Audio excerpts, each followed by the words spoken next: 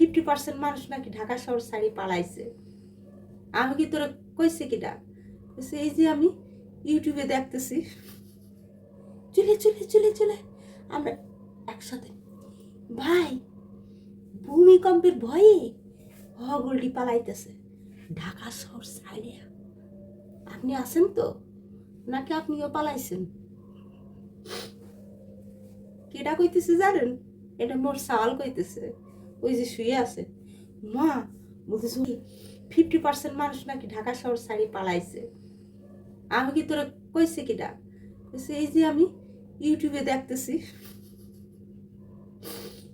ভাই, সত্যি যদি পালাই যায়, মুই আর আপনি এখন কি বসে আছেন? পালাই চলেন। মনে মনে হলেও একটু হলেও ভয়ে আছি যে ভাই, ভূমিকম্প কি করব কি জানি। কারণ কারণ কি জানেন, এই বেলা যদি হয় একটু বেশি পরিমাণ, তাহলে তো ভয় আছে। তো আপনিও কি ভয় পাইতেছেন?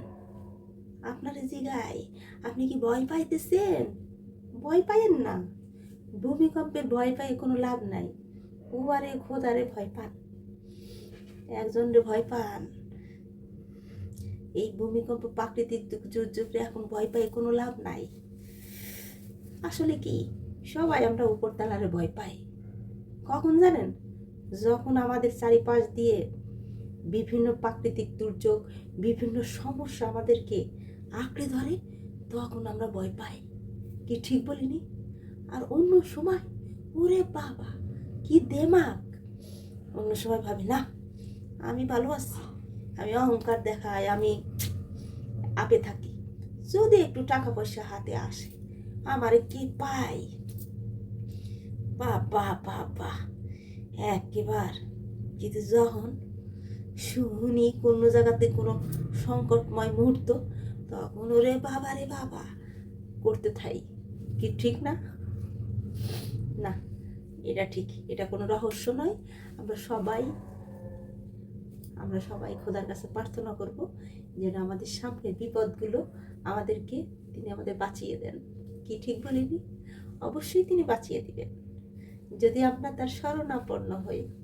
ওকে, সাহস রাখতে হবে মনে, এবং সৃষ্টিকর্তাকে বারবার ডাকতে হইব। বুঝছেননি? ভয়ের কিছু নাই। তিনি আমাদের সৃষ্টি করছেন, তিনি আমাদের রক্ষা করবেন। এটাই হচ্ছে আসল কথা। তুই দেখ আমার মাইয়ে, ও মা, মুনি চলে আসো।